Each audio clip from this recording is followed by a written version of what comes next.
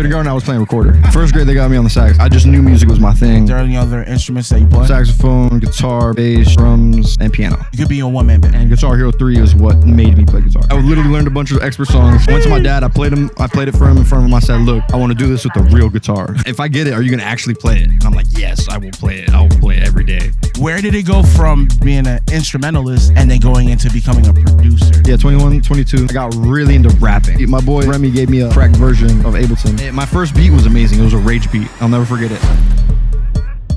You already know who it is. It's your boy Phenom, and we're here live on the Tracks for an episode of Track Talk. And I'm here with a special guest. He's definitely been buzzing all over town.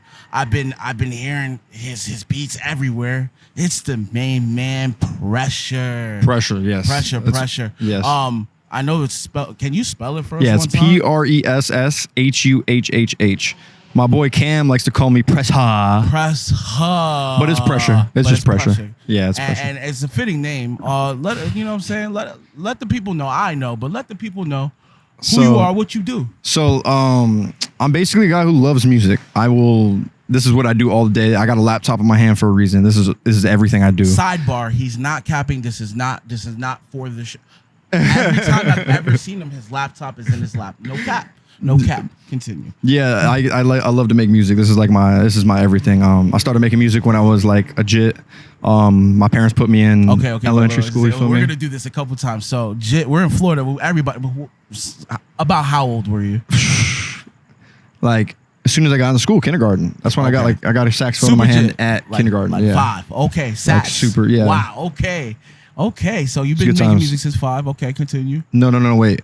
First grade, my bad, not kindergarten. Okay. Kindergarten, I was playing recorder. Okay. First grade, they got me on. Yeah, first grade they got me on the sax. Okay. Yeah, grateful, man. Okay. Ever since then, I just knew music was my thing.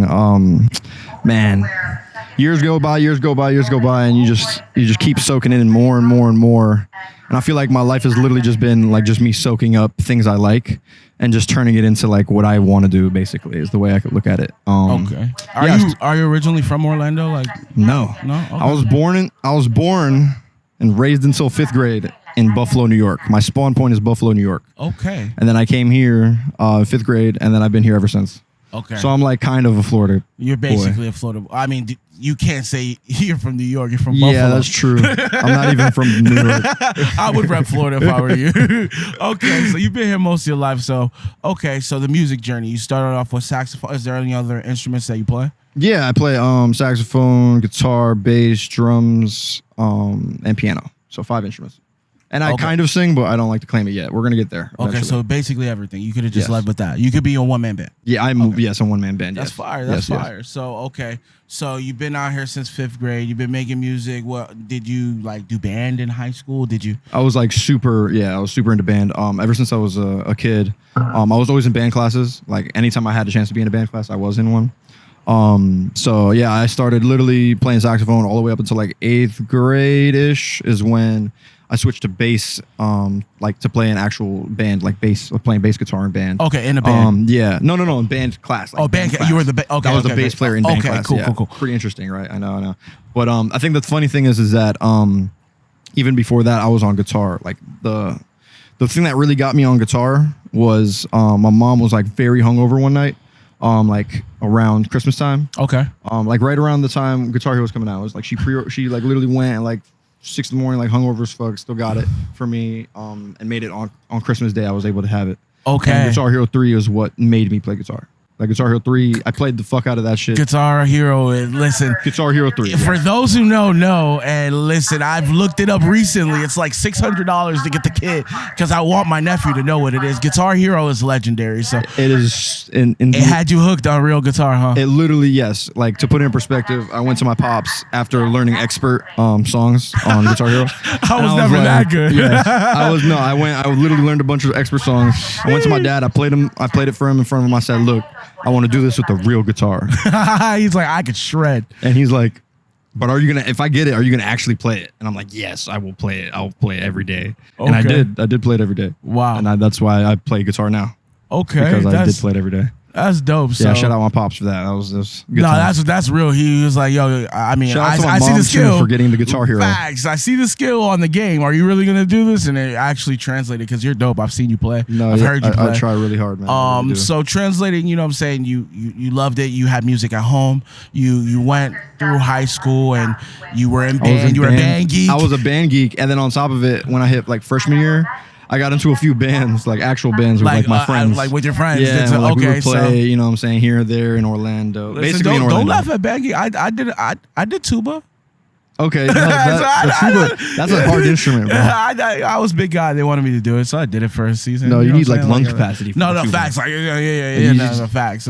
So I did it for a little bit. So I got band geeks are cool. You know what I'm saying? No, that's what I'm saying. But now you did that. You had music at home. You had music at school. What translated you into like, you know, you did the band and everything, but like you're a producer now. You know what I'm saying? Like, yeah, it's a whole where did it different... go from, you know what I'm saying, like playing instruments, being an instrumentalist, and then going into becoming a producer? No, yeah, that's what was that transition? That's a like? funny story actually. So the way it started off is because I got really like around, I want to say 2022, 2021. Yeah, 21, 22. I got really into rapping. I was like really into rapping. Really? Yeah, so I was just rapping on a lot of stuff with me and a few buddies of mine. Like we made a bunch of songs and we were having a good time and stuff. And what ended up happening is I got really comfortable with them making me beats. Okay. And they just like one day they were just like, bro, you've seen me make a beat like 50 times. Like, right. you've seen me do it. You could probably do it. You know how to do it. Right. And I'm like, you know what? That's a good point. Like, I guess you're right. I can do it. Right. And so he literally, my boy Remy gave me a cracked version of Ableton. Okay. And that's how I started. Wow. Okay. Yeah, and were you still in high school then, or were you? No, that was 22. 22. So okay. So 4 years. Yeah, like 3 years ago. Almost 4 years. Okay. So you only been producing like 3 years. 3 years. Almost 4 years. Wow. Okay. Yeah. Before that, I was strictly like instrumentalist, like playing guitar. And rapper. Apparently, I didn't know that part. Rapper. Yeah. We can just disregard the rapping part.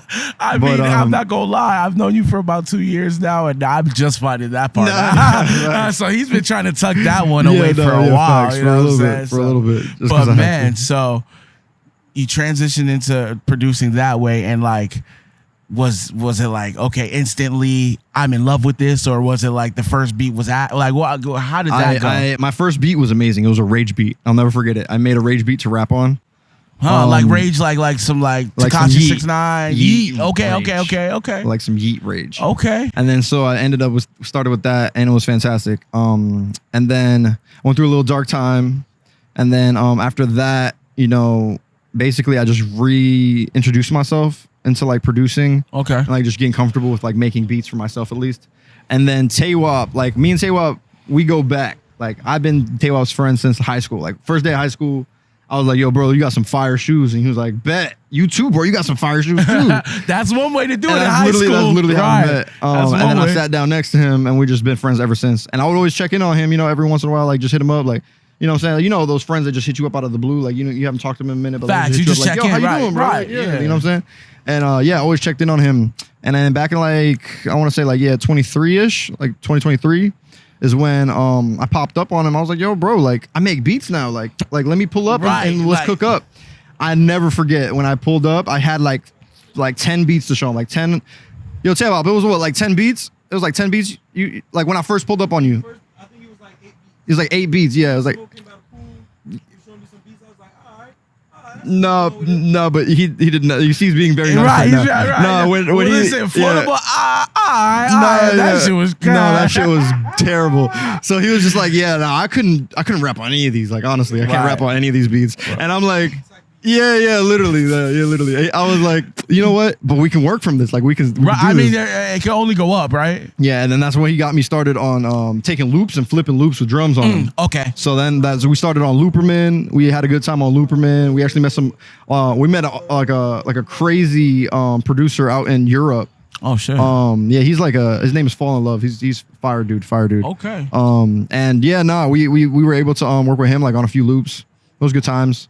And the loops progressed to me just making the melodies. Okay. You know what I'm saying? Because like I was like, I can do this all myself. I just don't have that idea yet. Like that like the familiarity, you know what I'm saying, with the music and stuff. Correct. Because originally I was listening to a lot of like growing up, I was listening to rock music, Okay.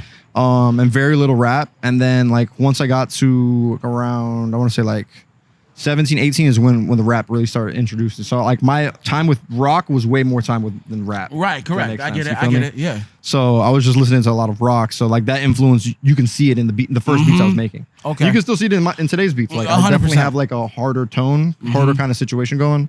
And a lot more instrumentation. Yeah, and now it's gotten to a point where I had it softened it up because that's what like Taywop loves, those soft like you know, those soft like light, you know, airy beats, you know what I'm saying, like really nice and like a lot tropical, of space, you know, a lot of space, a lot of space for the artist to do their thing. Exactly, you know what I'm exactly. saying? Like I get it, and specifically since we're on that wave, I feel like you and Taywop have created a sound. Like every time I hear a specific type of beat, I feel like it's a I know a Taywop type beat. Like, do you feel like that's because you guys grew together? Yeah, literally. Okay. Yeah, because like we were both in a situation where we could get better, and we knew we were gonna get better, but we just needed to realize that like we had each other to get better. Because like he also made beats too. He didn't even mention that in his review. He made a lot of beats. He's made a lot of beats. Yeah, a lot of beats. Like Taywop was cooking up, and so Taywop has a very particular ear. So when I'm making beats, he's definitely in my back corner. Like yo, like matter of fact, nah, like. That whole sound, nah. Just change it to this. Like, you know what I'm saying? He's like that type of guy. You know what I'm saying? Ooh. You're good. But yeah, no, he's like that type of guy. Like, oh yeah, no, like change that. No, I want this, I want that. Like, he's very particular with the way he wants his beats, like the way the songs sound. So, you know what I'm saying? That helped out a lot with like my sound selection and my decision making, you know what I'm saying, when I'm making beats, arrangement, all that. Like that helped out. Taywop helped tremendously in that just like being like, yo, blah blah blah blah blah, you know what I'm saying? And then it makes sense. It started making sense. Like originally my arrangements were like the same beat, just there's a part where there's no hi-hats and then there's a part with hi-hats. Like, you feel me? Right, like, now I get now you. it's like there's everything going on, you know Facts. what I mean? Now you're one thing I could say is your beats always sound whole. They sound good. They're always sequenced very well. Like I could definitely catch a flow almost any time. So I really like that. I appreciate that, my brother. What the people honestly want to know, like, what's next? Oh, honestly, what's next for Pressuhh? So I'm gonna be trying my hand at this influencer game. I'm gonna give it a go. I'm gonna hopefully be one of these producer influencers. I'm not gonna lie. Aside from dope beats, man, this dude's a character, dog. Like I really think you guys aren't ready for what he's about to bring, dude. No, yeah, in fact, I feel like it's gonna be a good time. I'm just gonna make people understand who I am, like where I'm coming from and stuff. Because at the end of the day, I'm really just in tune with the music. Like this is my purpose. You are music. Yeah, this is my purpose. Like this is all I'm gonna do until I die, and that's it. Like doesn't matter what the situation is. If I'm locked up, I'm gonna be doing tap beats in the cells. Like, you feel me? Like yeah, hard. I'm already knowing, okay, I'm gonna just do something about it. Yo, man, it's dope, bro. I appreciate you coming out here, bro. Of course. One more time, let everybody know where we can find you. Spell that name properly one more time, because I even mess it up. So absolutely. One more time, where can we find you, bro? No, of course. You can find me on Instagram at Pressuhh, so PRESSHUHHH. 3 H's at the end. And if you want to check out my website, it's www.pressuhhproductions.com. Same situation, same spelling, pressuhhproductions.com. That's where you can find me at. If you need to contact me, definitely Instagram. Email is info@pressuhhproductions.com as well. You feel me? Reach me in multiple different ways. Just tap in with me. Tap in with all of us. I mean, at the end of the day, we all a part of a big circle. So if you hit up any of us, you're gonna reach any of us. Is how it really works. To be honest, bro. Facts. Yeah. You can tap. If you tap in, you're tapped in. You're tapped in, exactly. That's how it works. You already know who it is. It's your boy Phenom. We were here live on the tracks for another episode of Track Talk. We live.